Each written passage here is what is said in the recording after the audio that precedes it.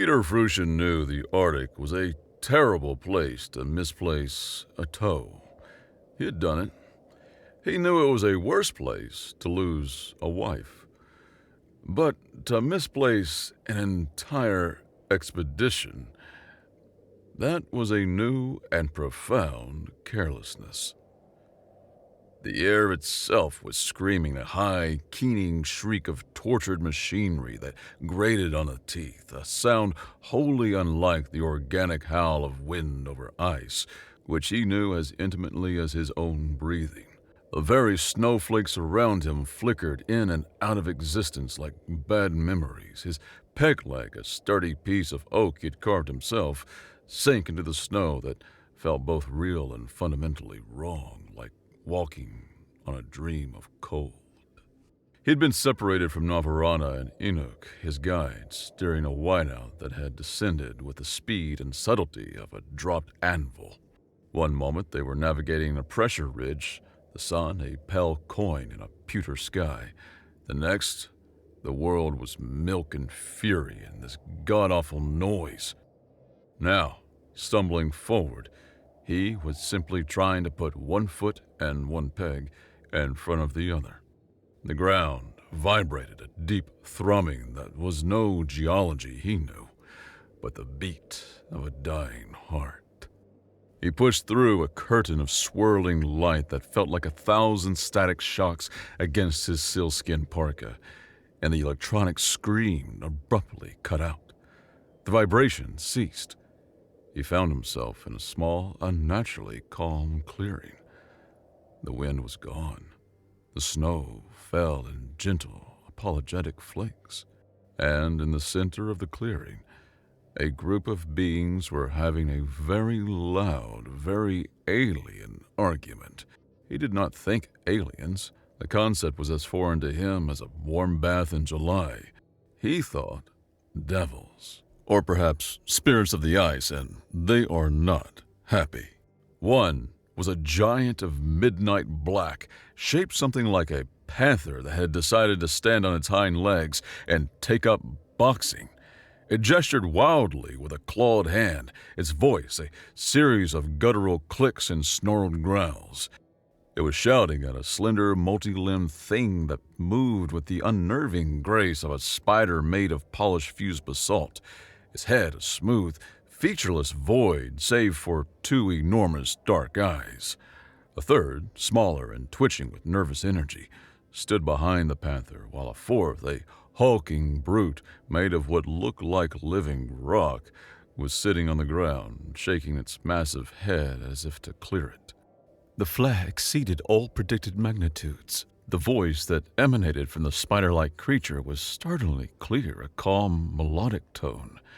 It was followed by a burst of static, then a series of mangled sounds as a small disc on its chest chirped. The Aegis field has collapsed. Containment is gone. Incompetence! The panther creature's roar was a blast of guttural sound. The proctors assured us the simulation was flawless. My triumph besmirched by technical failure. The triumph is over, Volrock. The Slender One's words carried no inflection. This is no longer a simulation. We are trapped. The psychic dampeners have failed. The fauna projections are offline. Peter Fruition, who had faced down polar bears, the crushing loneliness of ice, and the grim necessity of amputating his own gangrenous toes with a pair of pliers, understood the tone, if not the words. He understood distress. He had seen it in the eyes of sailors trapped in the ice, the faces of Inuit families facing a lean winter. These creatures, whatever they were in deep trouble. He took a slow, deliberate step forward, raising an open, mittened hand, a gesture of peace, universal in its intent. Vorok, the panther-like one, whirled on him. His snarl was a thing of violent beauty, revealing a maw of needle-sharp teeth. He raised a small metallic object in his clawed hand, aiming it at Peter's chest. A native specimen, unregistered. He defiles the sacred ground. Hold, Vorok. Lanaya, the slender one, commanded, stepping between them. The disc on her chest chirped again. Analyzing. Vocal structures, basic but complex. She turned her huge dark eyes towards Peter. Communication fidelity will improve with continued exposure. Do you understand these sounds? Peter, a man of few words and even fewer frivolities, simply grunted. His gaze moved from their strange thin garments to the darkening sky. He could smell the storm that was chasing this unnatural calm, a real storm this time, with real teeth. He had no idea what a simulation or an aegis was, but he understood the word trapped. I understand you are in the open, he rumbled, the sound a low vibration that seemed to come from the ice itself. And a long way from home. Vorak let out a dismissive hiss, a sound like stone scraping on stone. This specimen's presence is a contamination. We are Clitar.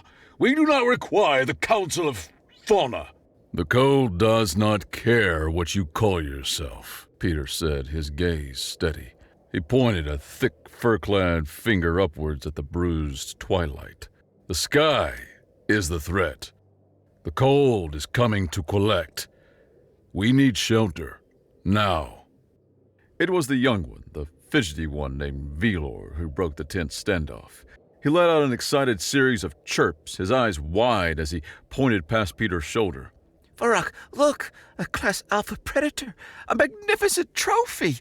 The proctors were not exaggerating. Peter turned.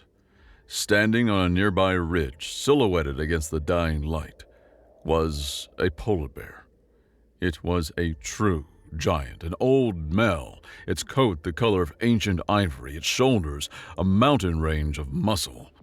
In the fabricated world these creatures spoke of, its appearance would have been a programmed challenge, a chance for a glorious, recorded kill.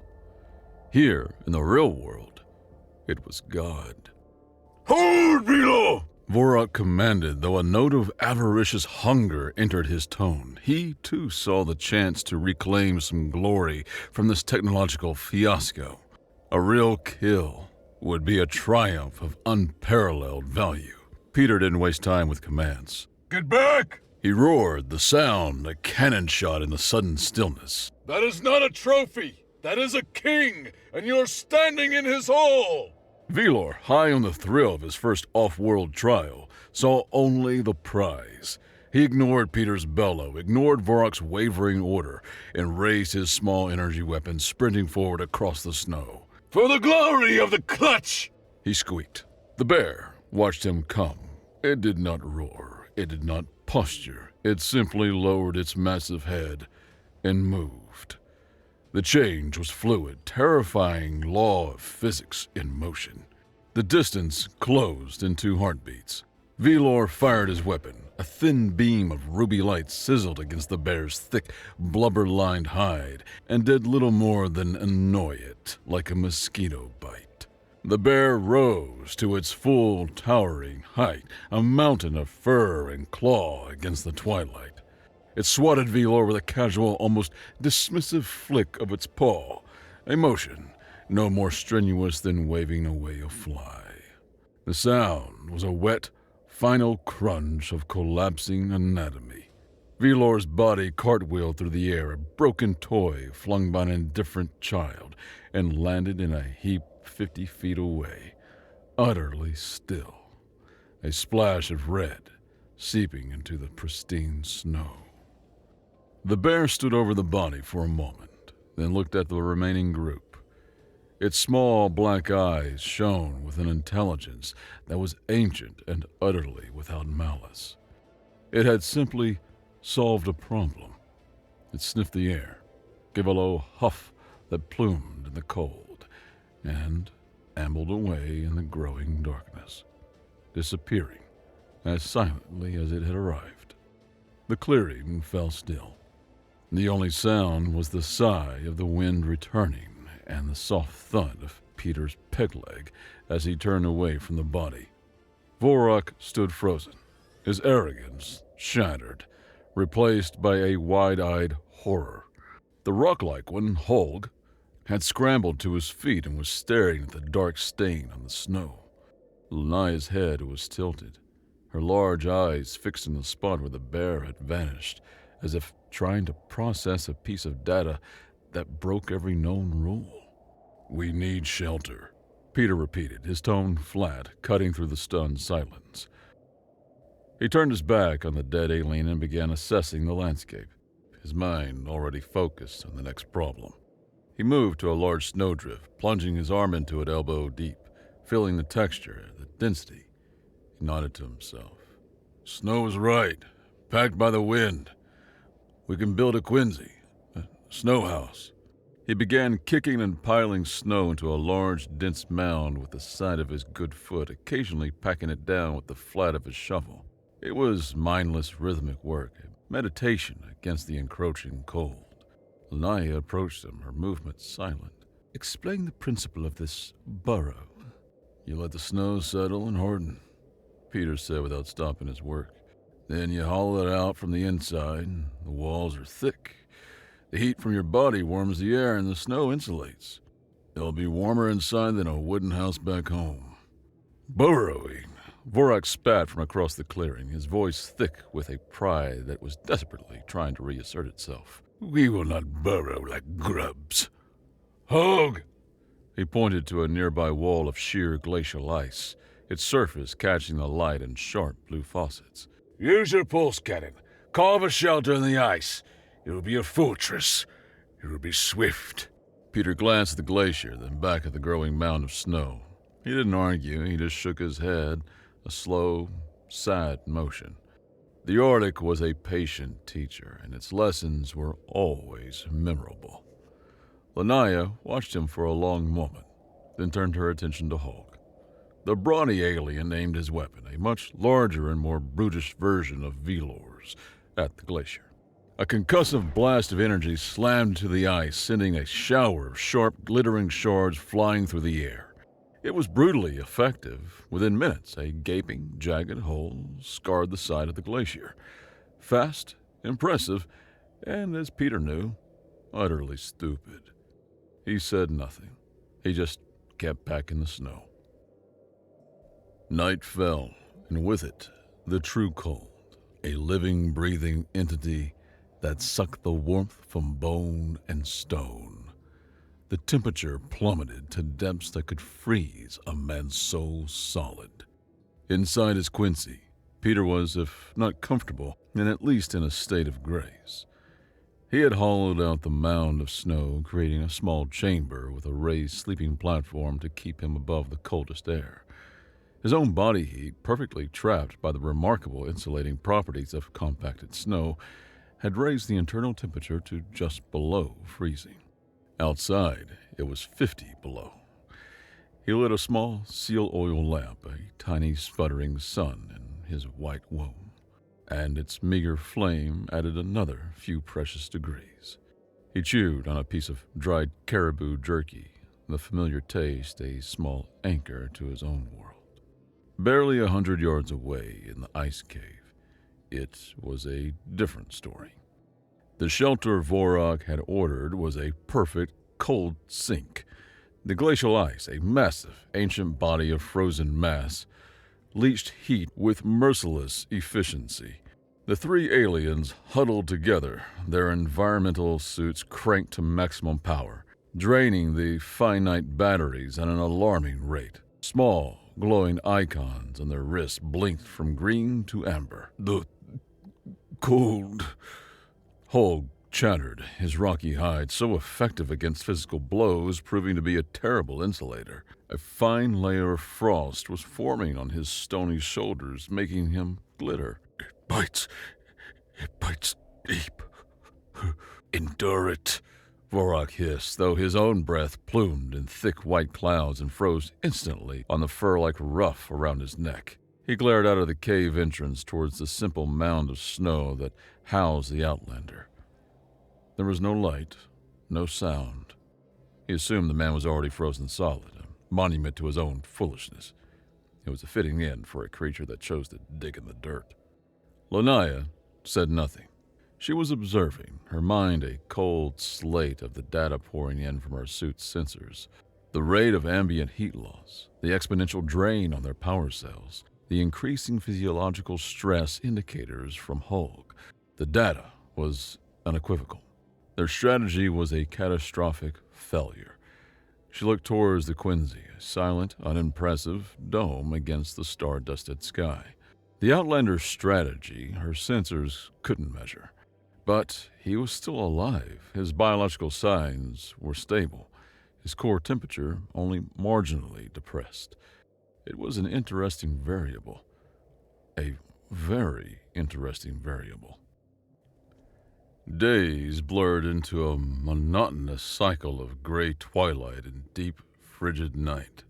Hunger, a dull ache at first, sharpened into a constant, gnawing pain. Their alien nutrient paste, designed for a 3-day simulation, was gone. They were weak, their movements sluggish. It was Peter who found the seal.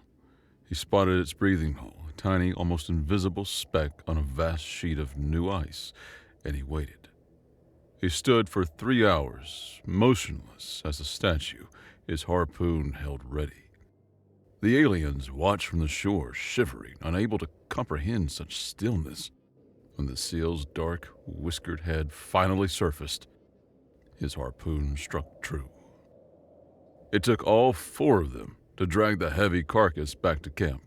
The success brought a flicker of Vorok's old arrogance back. He stood over the carcass, striking a pose of a hunter triumphant.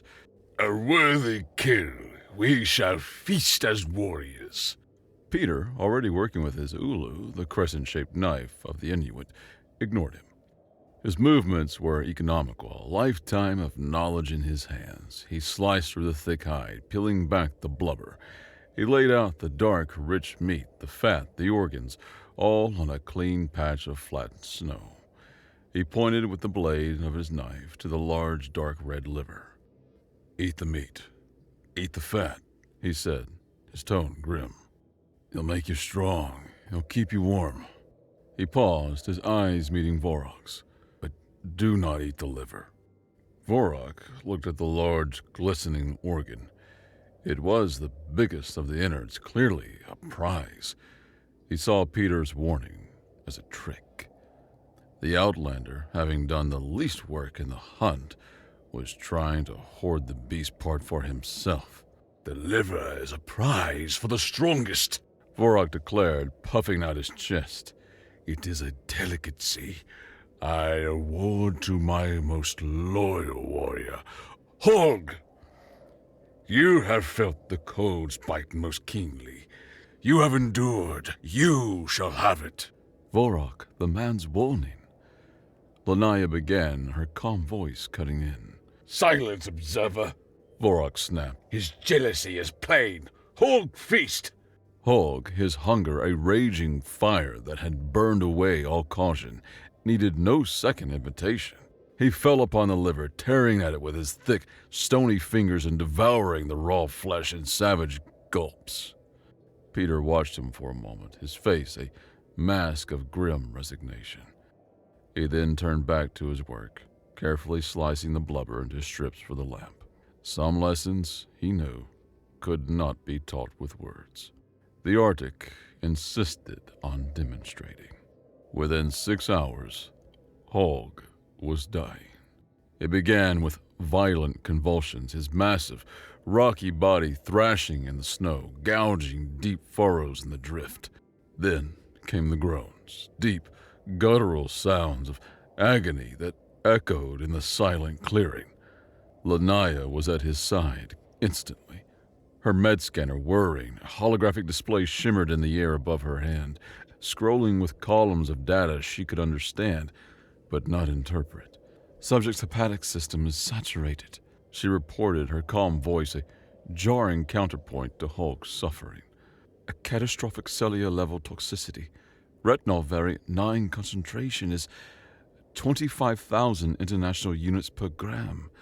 It is an overload of vital nutrient, a paradox of biology. Source unknown." She looked up from her glowing data, her large dark eyes fixing on Peter, who was methodically tending to a small fire of burning blubber. There was a deep confusion in her gaze, the pure frustration of a being who possessed a perfect answer, but had no idea what the question was. Peter looked at the dying alien, then at Lanaya. With the grim patience of a teacher explaining the same simple arithmetic for the 10th time, he spoke. He gestured with a greasy hand towards Hulk. Seal liver is poison. A lesson the ice teaches you only once. There's enough strength in that organ to kill a man. Enough to kill anything that isn't made for this place, I suppose. You have your names for it. We just know it's a quick death.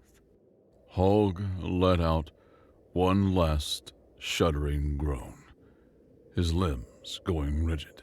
Then he was still. Vorak stared at the body of his loyal follower, then at Peter. His face, visible in the flickering firelight, was a mask of fury, shame, and a dawning, sickening horror.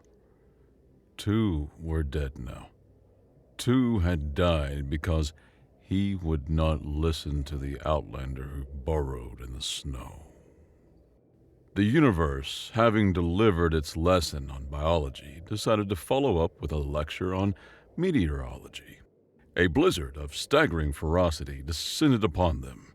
It was more than a storm, it was a physical assault, a multi-day siege of wind that screamed and driving snow that blinded.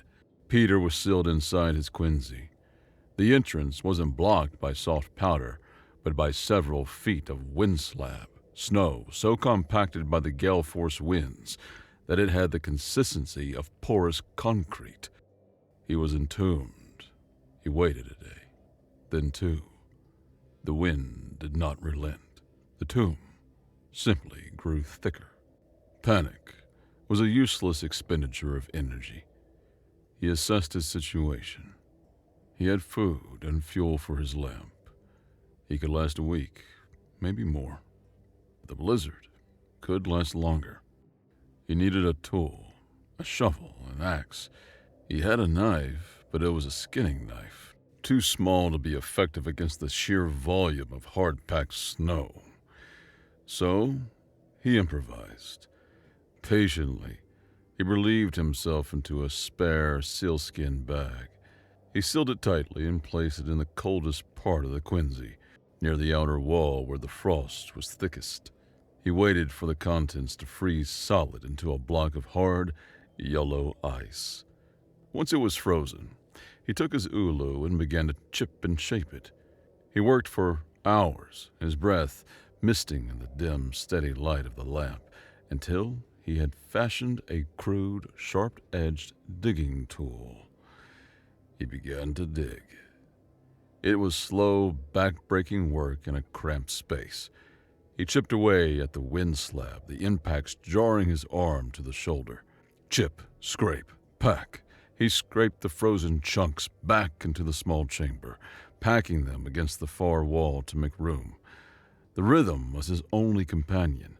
Chip, scrape, pack. Chip, scrape, pack. Hours turned into a day, then another. Outside, the storm had finally broken. The sun, a pale disk in a washed-out sky, shone on a world remade in white. Vorak and Lanaya, their suit power now critically low, emerged from their ice cave, gaunt and haggard. They had assumed the Outlander was long dead, buried and frozen in his pathetic snow mound. Then they saw a flicker of movement. A section of the Quincy's wall crumbled outwards, followed by a shower of icy fragments. A hand, clad in a worn fur mitten, appeared. Then a head, bearded and caked in ice and frozen breath. Peter Frushin pulled himself out of the hole, straightened up, and stood, blinking in the weak sunlight, a giant emerging from the earth. In his hand, he held the world's most disgusting chisel. Vorak and Lanaya watched in dumbfounded, horrified silence as he emerged from his own grave. He had survived. That evening, a truce was struck, not with words, but with a shared meal of cooked seal meat inside the expanded Quincy. It was crowded, but it was warm. Vorak remained sullen and distant, a king ruling over a shattered kingdom of his own pride, chewing his meat in silence. But Lanaya, her scientific detachment now thoroughly compromised by empirical evidence, approached Peter as he sat cleaning his knife. Her movements were graceful, her slender form folding itself onto a block of snow across from him. "Your methods are illogical, yet repeatedly effective," she began, her translator now so perfect it captured the nuances of a sigh. "My database contained 18 million tactical survival scenarios. None of them include fashioning tools from frozen biological waste." Peter just grunted, not looking up. "The databanks haven't been this cold." "No," she conceded. "They have not." She paused, her great dark eyes studying him. "Teach me. I wish to record your techniques, the reading of the ice, the construction of snares, the knowledge of the fauna. My own knowledge has been proven incomplete." And so, in the heart of the Greenland ice cap, an unlikely school was convened. The grizzled Danish explorer became the teacher, the multi-limbed alien scientist his student.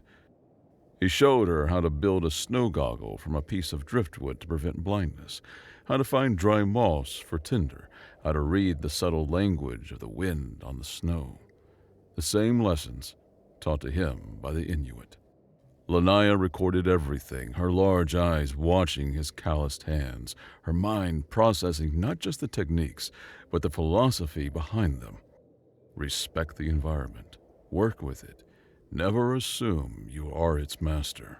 During one of these quiet lessons, she shared a piece of her own knowledge. "The triumphs. They are not a game, Peter Frushin," she said, using his name for the first time. "They are a trial, a rite of passage for the highborn of the Spire Concordant.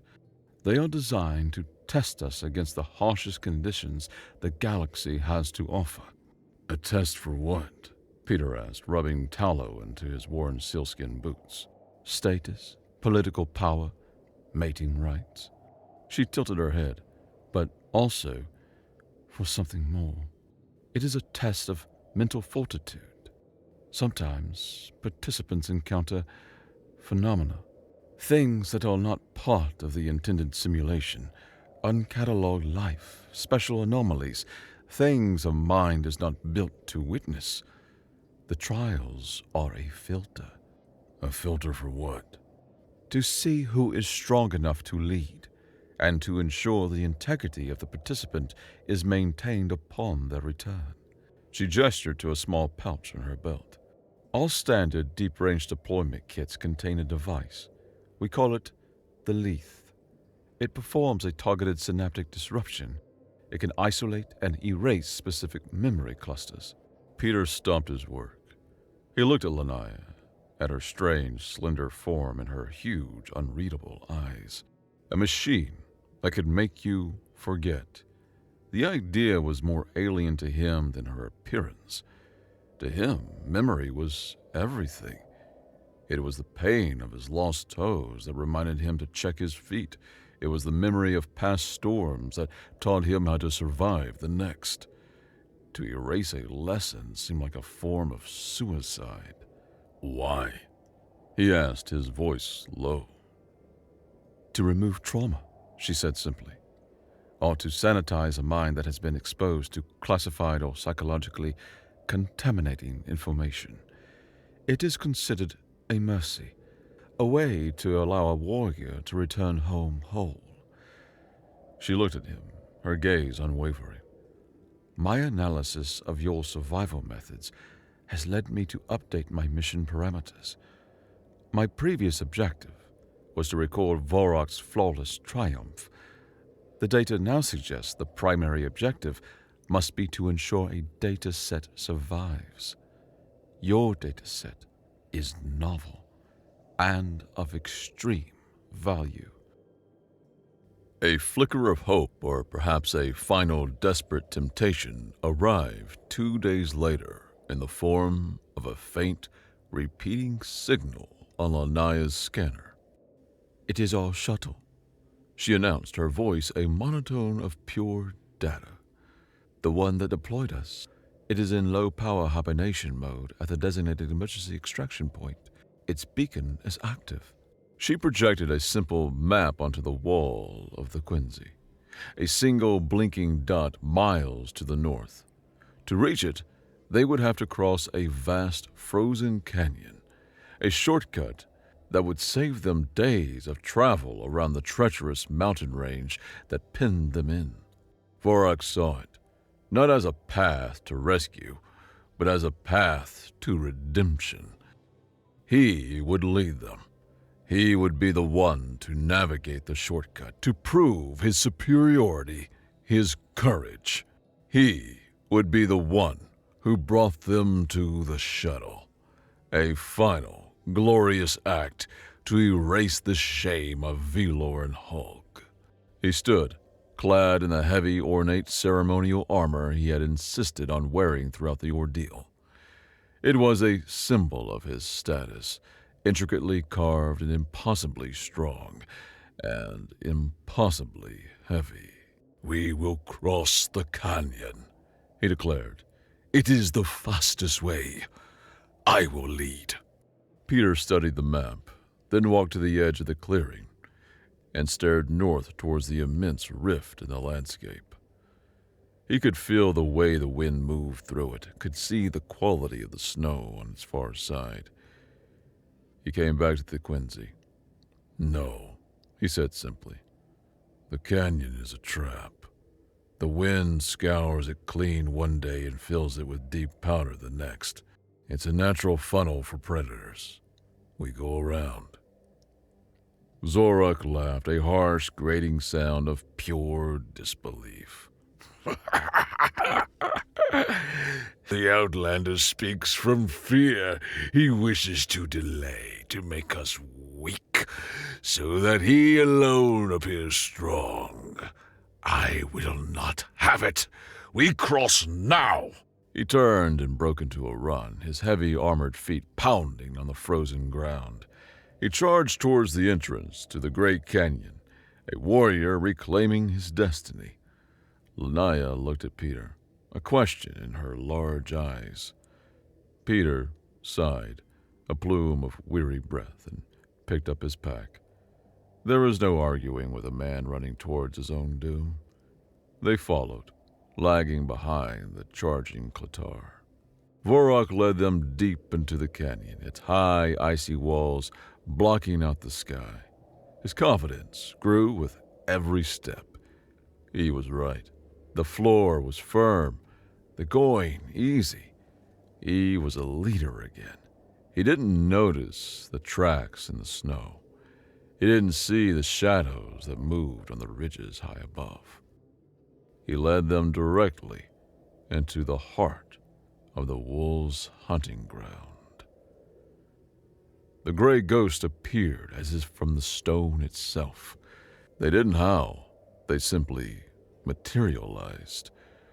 One on a ledge to their left, two more blocking the path ahead, another dropping silently from a snowbank behind them. They were huge, larger than any wolves Peter had ever seen, their coats thick and white as the snow they moved through. Vorok skidded to a halt, his triumphant charge becoming a confused stumble. He let out a furious roar, a challenge that the wolves completely ignored. They were patient. They fanned out, forming a loose, inescapable circle. They were a consequence, a direct result of Vorok's arrogant, foolish decision. He had led them into a tactical dead end, a box canyon. Checkmate. "Form a perimeter," Vorok bellowed, drawing his energy weapon. He fired a wild shot at the closest wolf. The beam of light struck the rock behind it, sending up a shower of sparks. The wolf didn't even flinch. Peter and Linnaeus stood back to back, a small island in a sea of silent, watching eyes. The wolves were not attacking, not yet. They were testing, watching, waiting for a moment of weakness.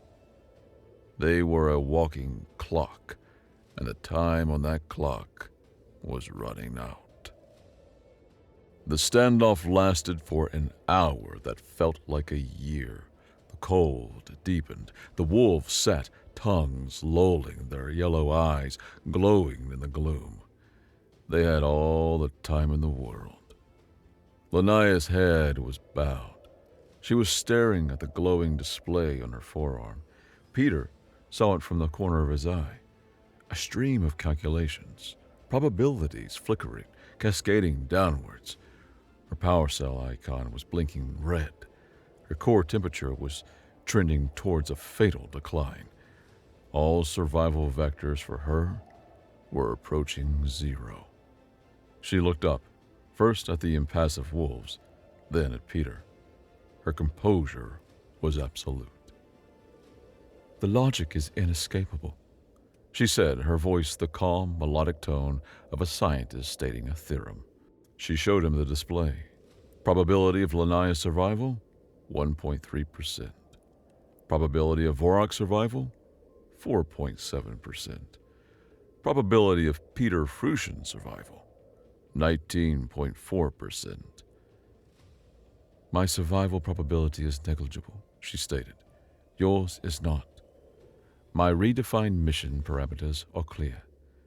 She looked at him, and for the first time, her large eyes held an emotion he could almost name. Respect. For you to survive, for your unique data set to be preserved, that will be my triumph. Before Peter could process the chilling words, she began manipulating the controls in her forearm. Vorok, finally realizing the hopelessness of his situation, let out a cry of pure rage and charged the wolf pack. It was the last mistake he would ever make. The wolves met him in a silent, disciplined wave of white fur and snapping jaws. At the same time, Linnaeus' suit began to glow, a low hum escalating into a piercing whine. "I have observed your species' primary defining trait," she said, her voice rising over the sound, over the terrible, wet tearing noises of Vorok's end. "It is not intelligence or strength. It is a stubborn, illogical refusal to die. It is a fascinating variable." She overloaded her suit's core. The world erupted in a silent, blinding flash of white light. It was followed a heartbeat later by a deafening sonic boom that cracked the air, shook the very rock beneath Peter's feet, and sent an avalanche of snow cascading from the canyon walls. When the light faded, the world was ringing silence. The wolves were gone, scattered by the sensory assault. Vorok was a dark, broken shape in the snow, and Linnaeus was a collapsed heap. Her slender form still, the light in her great eyes extinguished. The air smelled of superheated ceramic and scorched ice. Alone, Peter reached the shuttle 2 days later. He was a ghost, a walking dead man moving on fumes of will and the last of the seal meat. He found it where Linnaeus' map had shown, at the designated emergency extraction point. It was a wedge of metal so dark it seemed to subtract from the landscape, half buried in a snowdrift, perfectly intact. It was dormant. He forced the entry ramp open and stumbled inside, the recycled temperature-controlled air a shock to his system. He followed a low, steady hum to the med bay. The small section was operating on an independent long-cycle emergency power cell, a silent testament to alien engineering. He collapsed into a chair and, driven by a curiosity that was stronger than his exhaustion, he touched the large screen of the main viewing terminal. It flickered to life, and the universe fell on him. It was a map of the galactic arm, spiraling nubily in hues and scales that defied terrestrial physics. Three-dimensional schematics of alien suns ringed by worlds of methane ice and ammonia gas. A bestiary of creatures that defied all terrestrial biology. A map of the known galaxy, a swirling disk of 100 billion stars with a tiny, insignificant speck labeled Sol 3. The scale of it didn't register as discovery. It was an annihilation. The crushing, absolute, indifferent scale of it all settled upon him as a physical weight. He spent the night in the shuttle, a cage of stars. He did not sleep. When he closed his eyes, the star charts burned behind his lids. He tried to think of his wife. He tried to picture the coast of Denmark, the smell of the sea, the faces of his children. But the thoughts were now small, fragile things, like old photographs fading in a brilliant, terrifying light. They were memories from a different universe, a smaller, simpler one that no longer existed. The knowledge didn't just inform him, it erased what came before. His triumphs, his losses, his life's work of mapping a small, cold piece of this one tiny world. It was all dust. He was an ant who had stumbled upon the blueprints for the cosmos. He felt an isolation more profound than any Arctic winter, a loneliness that spanned light years. This was a burden no man was built to carry, and he was utterly, completely alone. He was trapped, not by the snow or the cold, but by the sheer, unscalable walls of reality itself. In the gray light of the morning, his eyes fell upon a sleek, handheld tool lying on a sterile tray in the medbay. The Lethe. Lanai's words came back to him. A machine that could make you forget. He picked it up. It was light, cool to the touch, and fit perfectly in his large, calloused hand. There were no words he could read, only a simple, intuitive interface on its small screen. A single activation stud and a temple-shaped applicator. He pressed the stud. The screen lit up with a simple, animated pictogram. It showed the glowing outline of a head. A finger tapped a section of the brain, a cluster of memories depicted as a small, glowing web. Then, that web faded to gray, and then to nothing. The function was terrifyingly, universally clear. He clutched the device, his knuckles white. With a great effort, he pushed himself to his feet and walked to the shuttle's ramp. He stepped out of the alien craft and back into the howling Greenland wind. The world he understood. The world he could fight. He looked up at the vast, empty sky, a canvas for truths too large to hold. He thought of his lost expedition. He needed to find his way back to them. That was a problem he could solve. That was a burden he could carry.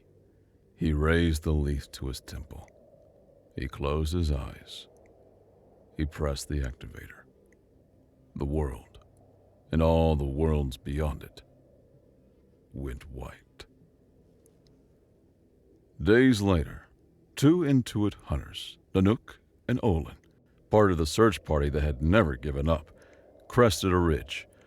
Below them, they saw a figure, a mountain of a man, bearded and weathered, leaning on a peg leg and staring into the distance. It was him, Peter Fruscian, the man who was lost in the mother of all storms, the man who had disappeared into the snow. He was half frozen, gaunt, and his eyes had a strange, distant look. But he was alive. To them, he was not a man who had stumbled upon the secrets of the cosmos. He was a legend, a man who had looked the Arctic in the eye and simply refused to die. "Peter?" Nanook called out, his voice hesitant. The big man turned. A slow smile spread across his face, cracking the ice in his magnificent beard. It was a true and triumphant smile, the expression of a man who had faced his own end and won. He had no memory of panthers who walked or spiders who spoke, of starships or of a truth too large to hold. He just remembered the cold, the ice, and the long, hard fight. As they wrapped him in warm furs and began the long walk home, he laughed, a deep, rumbling sound of pure relief. He felt a profound and simple happiness. He was alive. He had survived. He was going home. He paused for a moment, absently touching his temple where a phantom itch suddenly bloomed.